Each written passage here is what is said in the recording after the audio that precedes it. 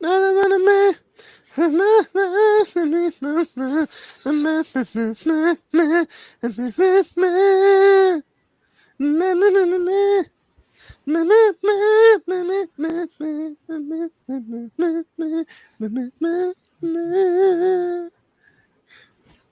to our live Q&A, everyone.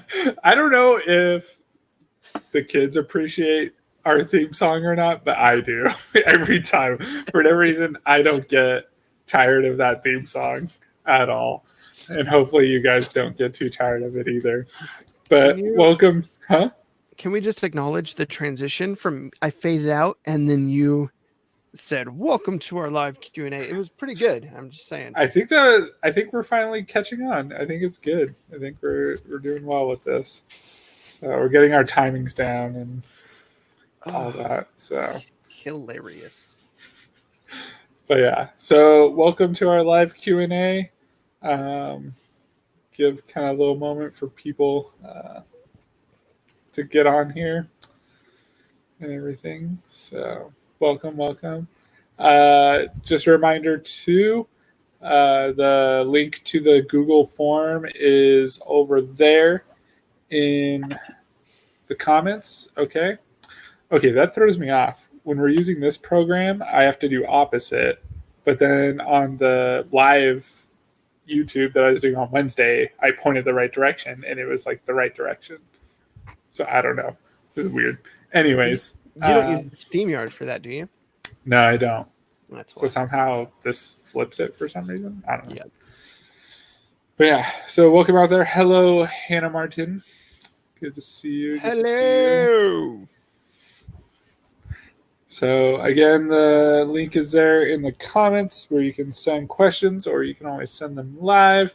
We did not get any questions throughout the week. So we need some questions live, else it's going to be an awkward 45 minutes where we'll just sit here all day. Just sit here in silence, or just you can listen. It'll be 45 minutes of listening to me and Spencer talk and having insight into our conversations.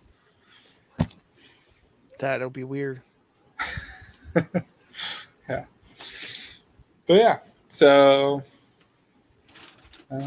give a moment for other people. If you're out there, say hello.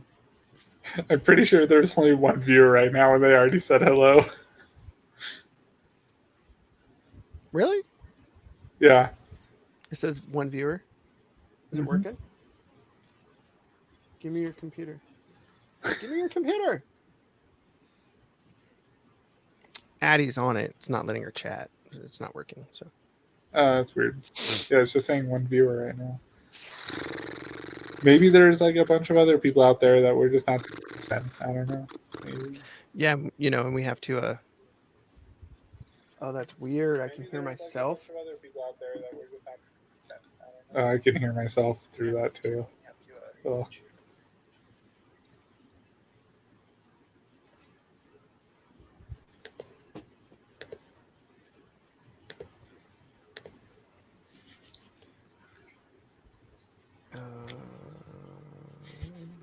Oh, now it's showing 2, so maybe she's on there. I don't know.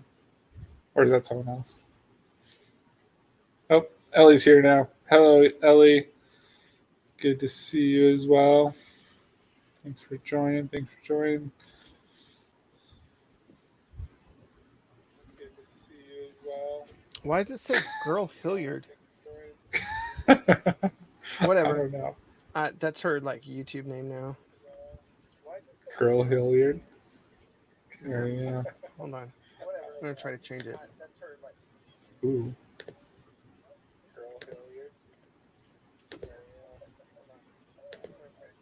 All right. Well, you're Girl Hilliard today. I'll have to fix it and put it Addie later. So funny. I'm just messing with all the different. There's a delay. Screen things too. Yeah, there is. It's like messing with all these. Can we go up and down? I don't think so, actually. There's an option like that. This is also an option when there's 3 people, but we don't have 3 people. We have 3 people listening right now. There we go. Yes, we do. Oh. Oops. Okay. Sorry for all those people out there. We're just like going back and forth. Yellow. Funny story. My father, Adeline's grandfather, answers the phone. When he says hello, he says yellow. And so I respond with like red and purple because he says yellow. Anyway, Ellie, that just reminded me of that. Check the Google form. Oh, Girl Hilliard is on. That's hilarious. Dude.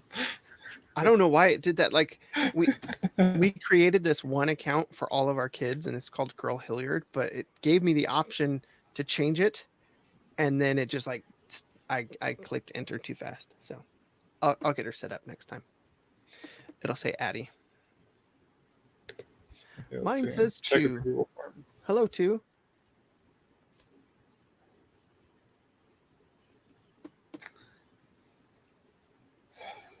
Mine says 3. Okay, we have a couple questions on the Google form now.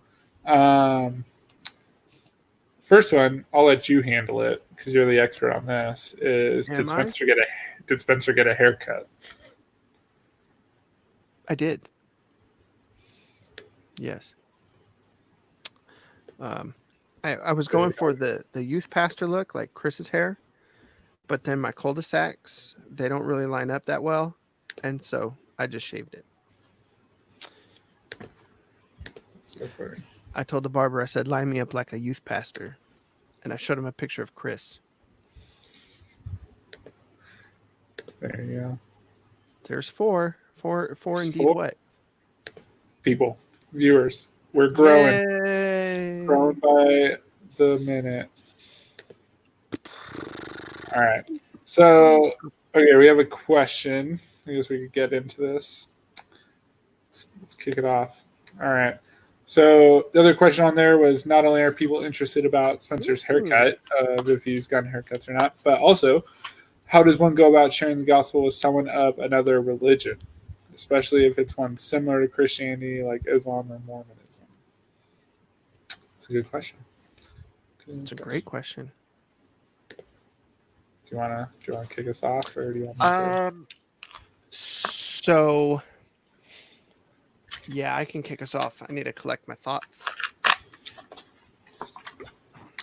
You know, so if you're going to share the gospel with somebody from another religion, you need to realize that they're lost, right? And it's very easy for us to get into arguments about who's correct and who's not correct. Okay. I would say Islam is not anything like Christianity because they don't claim to be. Mormons, if you talk to a Mormon, they're like, yes, we're Christians too. Same with Jehovah's Witnesses. Jehovah's Witnesses are like, yes, we're Christians too. And you can do it with Islam too. That one's a little more tricky, but the main question is who is Jesus to them, right? If you get down to who is Jesus to them, Jesus is not God in those religions. Jesus is Jehovah's Witnesses. He's the first created one, right? So God created Jesus, right? And then created everything else. So he's not God. And in Mormonism, he's like the same thing, like, and brother of Satan, right? Like he is they take away from his deity. And any religion that takes away from his deity is false. So I would show them passages, John 1:1, in the beginning was the Word was with God, the Word was God. You can go into John. The entire book of John, Jesus calls himself I am. Like he's like, I am. And if you go back into Exodus, that's God's name, right? I am Yahweh. He calls himself Yahweh in the book of John. And I think it's John 12. They try to stone him for it, right? They're like, hey, you blasphemed. And in those other religions, if he's not God, he's not blaspheming. He's a crazy person, right? Like at that point, he's a lunatic. He's not blaspheming. And Islam's a little different because they believe Jesus was a prophet, and he wasn't raised from the dead, and he wasn't God. So you can go that same route. I've never actually had the opportunity to witness to somebody who was Islamic, right? So I've talked to Jehovah's Witnesses, I've talked to Mormons before, but I've never had to talk to somebody who's a Muslim about my faith and talking about it. So I'm not really sure on that.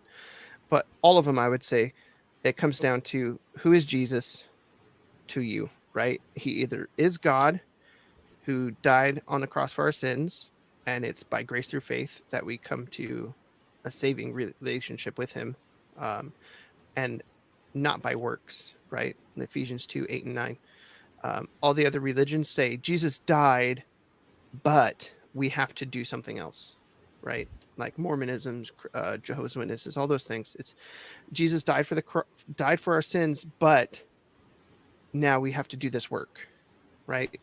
Which doesn't make any sense, because if Jesus died, if it's by grace through faith, then it's by grace through faith that we remain in it, right? Not get grace through faith, and then here's the law that you need to be a good person now. That's true, but that's transformed after we become a new creature. Our goal is to try to honor and glorify God, not that. That's not earning our salvation. We have salvation, and we do that out of gratitude. Anyway, I'm done. Those are just my initial thoughts. There's a lot in there. Yeah.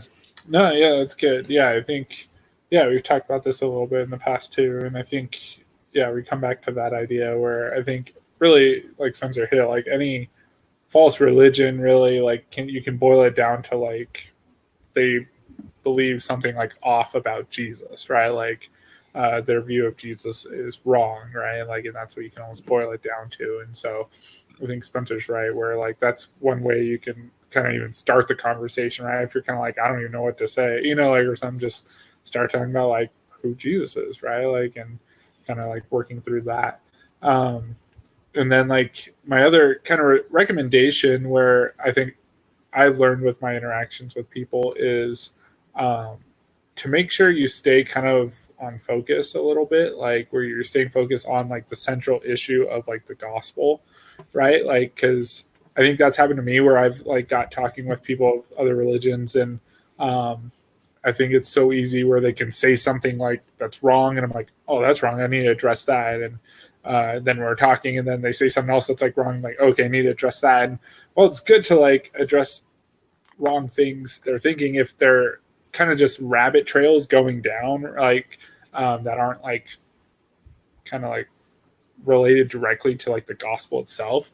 I think it's important to like make sure you're steering it back to the gospel, like in whatever you're doing, because like throughout it is like, say like even if you're like arguing with, or not arguing, or like discussing with someone about like, I don't know, like something of like creationism, like that you're talking about someone about like that God created the world and they don't believe that, and you're really trying to convince them of that, and that comes up like in your trying to share the gospel with them, and you start really going back and forth on that. Well, yeah, it's good to talk about that and like you're defending the truth and all that, but at the end of the day, if you leave a conversation with someone and it's like, okay, now they believe that a God or some God like created the earth, okay, like, but do they believe like the gospel, right? Like, do they believe in Jesus and the work of salvation through him? And so our goal in sharing the gospel isn't to like, for example, like with creation, like to make people creationists.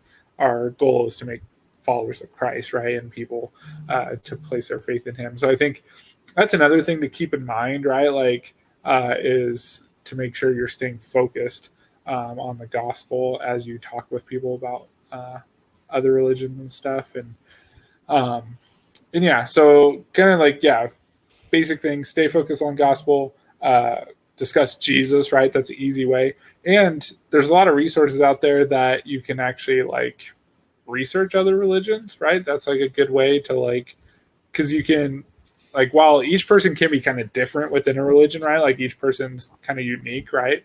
Where you can think like, wait, you're Mormon or something, like, don't you believe this? And I don't believe that, right? So you have to kind of feel it out. But you can get a starting ground of topics that will probably come up that you need to like address, right? Like, I don't know, like even a lot of times with Catholicism or something, like, probably the thing you're going to want to emphasize is like, hey, salvation is by grace through faith, not by our works, right? Like that's one of them, like, and stuff like that. And so certain religions, you can point out certain things that it's like, okay, like I studied this and I know, hey, this is what the Bible says, that kind of goes against something like that. And so that's another way that you can kind of try to learn in everything about how to share with people other religions, is to one, know kind of about that other religion, right? And that's even like something you could potentially do while you're sharing with someone, is just kind of ask questions and kind of start to like think through it, right? Like, oh, like what do you believe? Like, okay, like why do you believe that?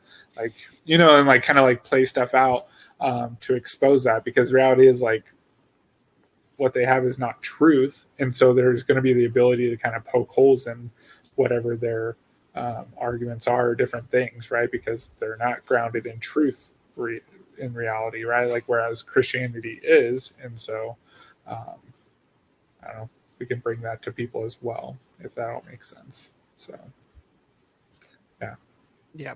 A YouTube video that I would suggest, well, I guess it's a thing, it's on YouTube anyway, is Living Waters.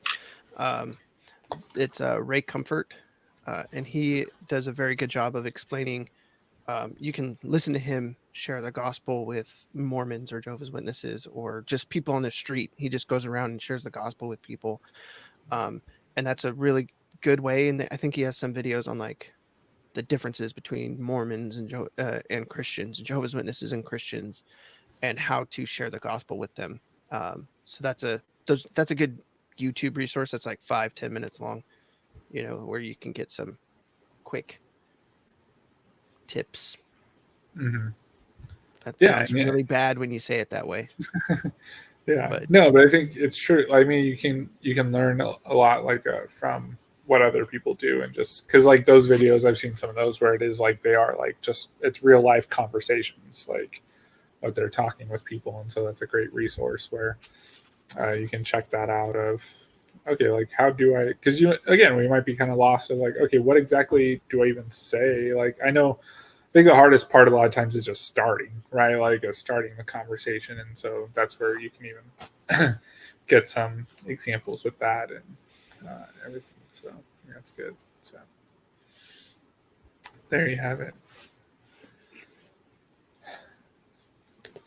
There's our question. Any other questions out there? Maybe any follow-ups on that, or any other questions out there? Any viewers out there?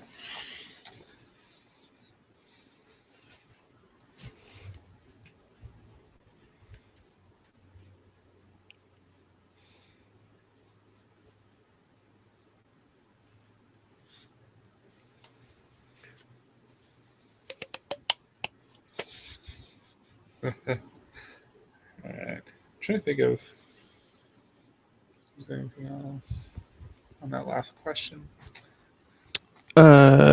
Resources at Valley Bible. You could take EE. That's true. I think they allow high schoolers, right? Yeah, not right now, but I think they allow high schoolers in, don't they? Yeah, they do. Yeah. So if you're in high school, you can take EE. That's an incredible resource on how to share your faith. And then if you take it again, like the first one is like how to share the gospel. The second year is like false religions and how to share with them. True. And there's no one right way to share the gospel with somebody, right? Mm-hmm. Like, yeah, that's the reality, right? Like there's a lot of resources to like help you and guide you, but I think there's not like one right way, and there's not also like, I don't know, a specific set of words you say and that's what's going to convince people. I think that's important to like learn at a young age too, where I think I can think that too, where it's like you kind of think through ahead of time of like, okay, well if I say this, they're going to say this, then I'm going to do this, and okay, it's going to work. And most of the time it like never plays out like that.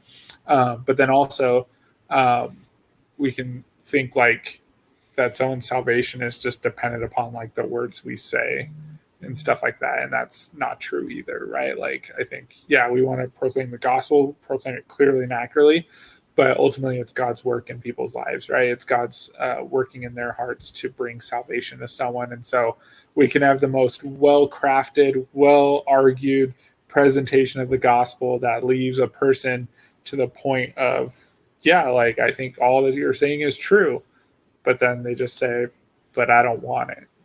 And it defies kind of all logic, all reason. Like, I've talked with people like that as well, where I've gotten people to a point where we're just talking about how, like, okay, you understand all this, and like you think it's all kind of true, right? Like, and that in this current state you would be spending eternity in hell and all that, and they're just kind of like, yeah. And it's like, you don't want to change that, and it's kind of like, I'll deal with it when I'm older. And that's kind of like, you bring them to that point. And so it's almost like you can bring someone to like the logical conclusion of, hey, you should want this, right?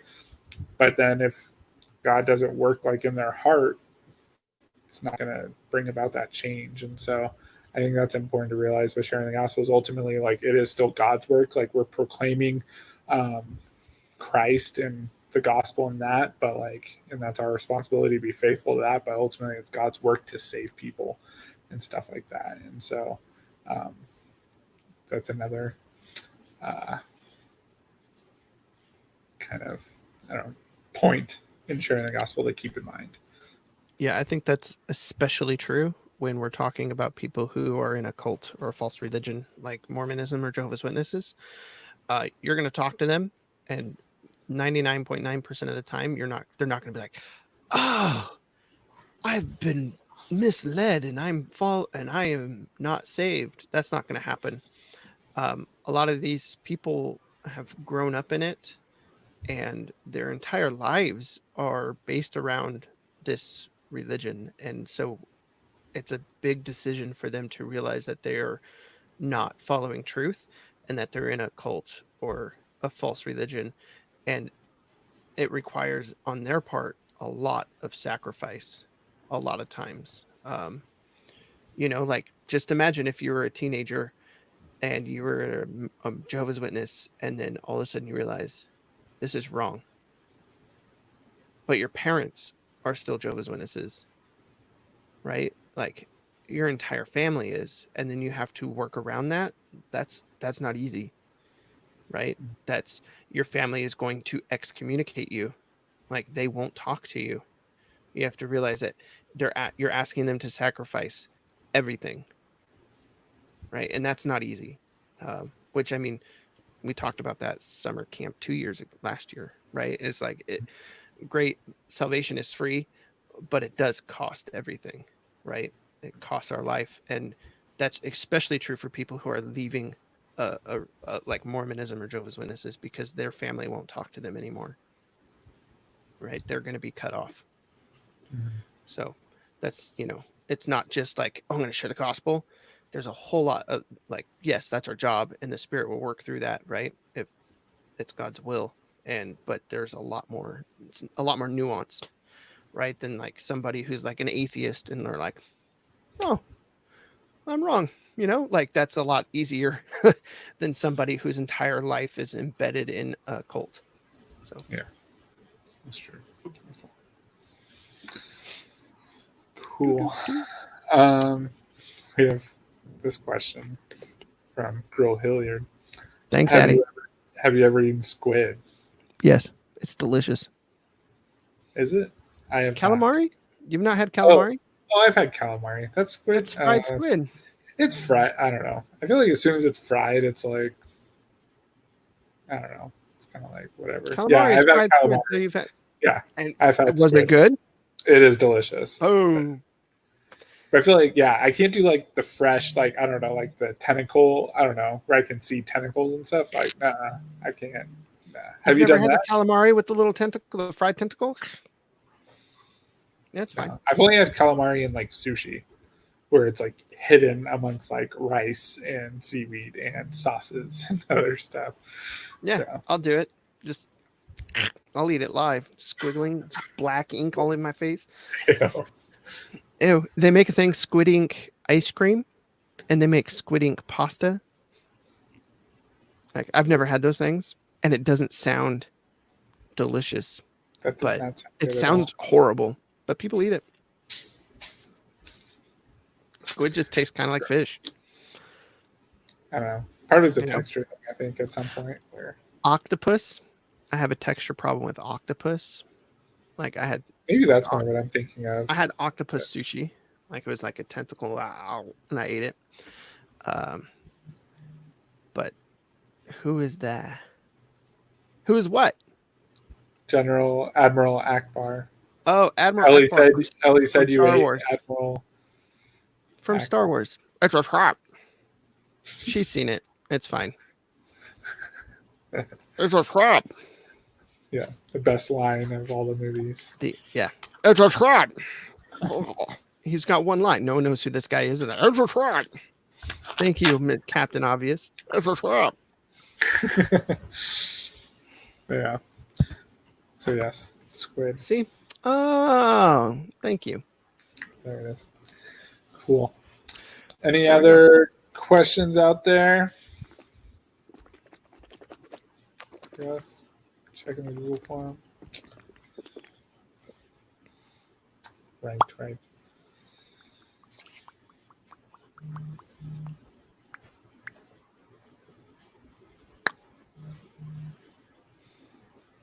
Are you buzzing? Is it you? Is your phone going? It is actually. You can hear that? I can. Oh, jeez. I'm sorry. I'm just very popular, should be. you know? I just get a lot of text. I know. Father Williams gets lots of texts. Oh, jeez. No, don't you dare. It's okay. But yeah. They're not texts with questions, though. So, I don't know. So, we need some more questions, else we're going to be wrapping up here under 30 minutes for the first time.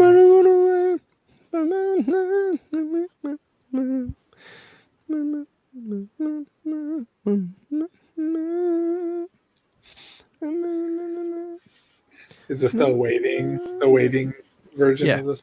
Okay. Yeah, very quiet. Oh, we got a 5th viewer, though. I don't know who it is. What? Welcome, number 5. Hello, whoever just joined. Do you have a question for us? Because we need a question.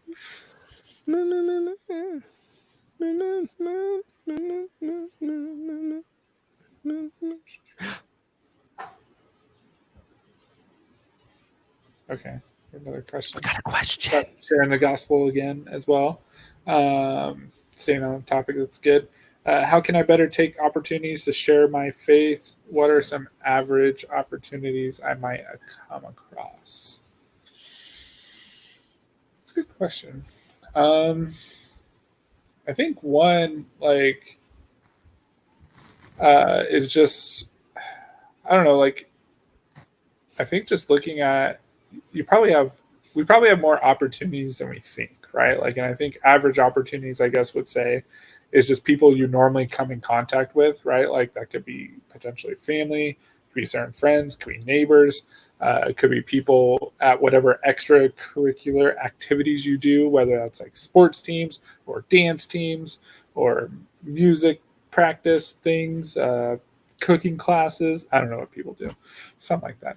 But whatever it is, right? It's building relationships in those environments that then you get to know people and they get to know you, right? And in that two-way street, you then have hopefully that opportunity to share the gospel with people and everything, right? And so, and I think one of it too, I think that is helpful is ask the Lord to one, give you opportunities as well as to open your eyes to see opportunities. Because like I said, I think we probably have more opportunities than we really think, than we think about and stuff. And so I think just having your eyes kind of open of the opportunities that are before you is kind of one of the initial ways, and just being prayerful about it. Because I think when you're in prayer about it, you're thinking about it, you're focused on it, I think you're going to see a lot of those opportunities more. And I think that's kind of a way to better take those opportunities to share your faith. And then, yeah, so I think that's kind of where I would kind of start. It's just kind of sitting down and looking at kind of your life of okay, when do I interact with unbelievers, and stuff like that. So What about you, Spence? What do you think? I agree with everything you said. It really does come to like when you're having conversations with non-believers at band practice or whatever, or even like I'm going to video game, and you're talking to people and people are having conversations. It's what are you talking about, right? And being purposeful when you have those conversations. Because yeah, if you're in band, you want to talk about music. If you're in dance, you're going to probably talking about like my dance moves, okay, or whatever it is, right? Because that's your interest, right? That's your hobby, that's your interest. But at the same time, like you're building those relationships, and you should be able to like, hey man, what do you think about religion, right? And just like, who is Jesus to you? That question, right? Like, if you have that relationship, I wouldn't just randomly go up to a stranger and be like, who's Jesus to you? I would say hello first, right? And then who is Jesus to you? But that question, like, people want to answer it, right? If you look at statistics, most people think that they believe in God or that they're spiritual, right? It's like, I don't remember the number, but it's up there. It's over 75% of people say they're spiritual, they believe in God. So when you do bring it up, most people are open to talking about it. They're not hostile. They're not going to get angry. There are some, right? There are some that will. I'm not saying that won't happen, but most people are completely open about it. And they'll be like, yeah, this is what I believe. I believe that, I don't know, that if you pray to Elvis Presley and eat peanut butter sandwiches, then you're saved, right? Like people have some funky beliefs. I made that one up. So just like chill out.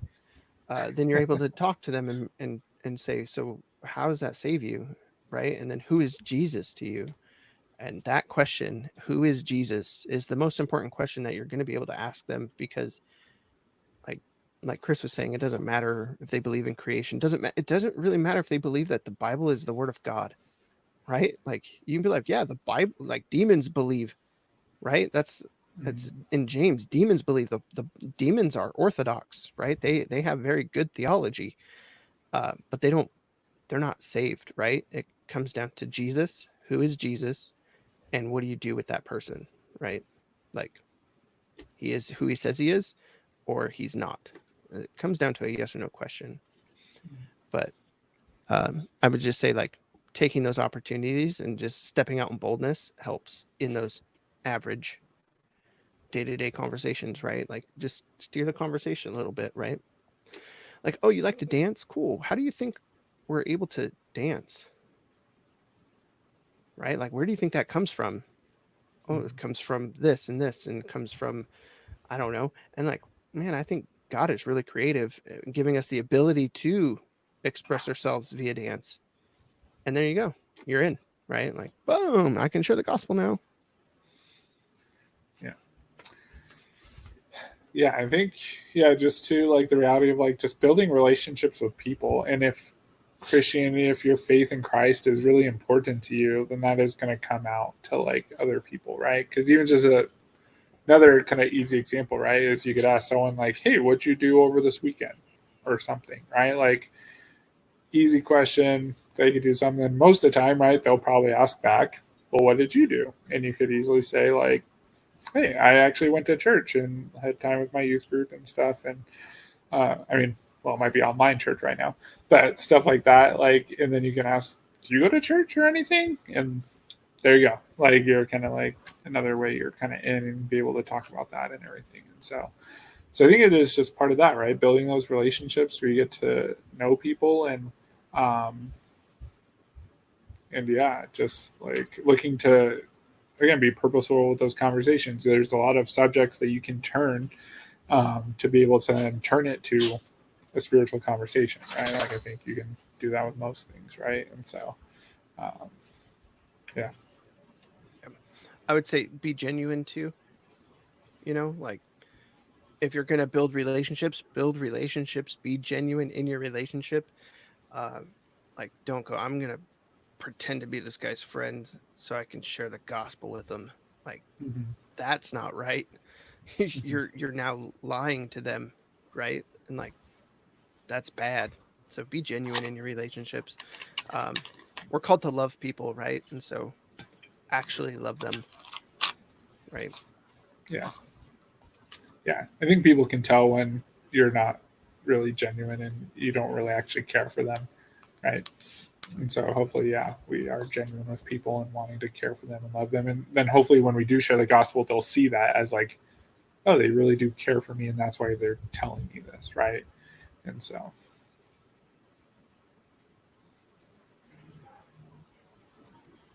Yep. there you go. There you have it. True story. Any other questions out there before we wrap up for today?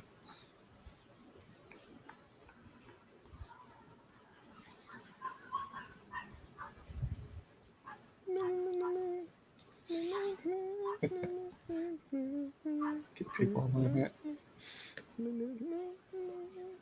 Wait for it.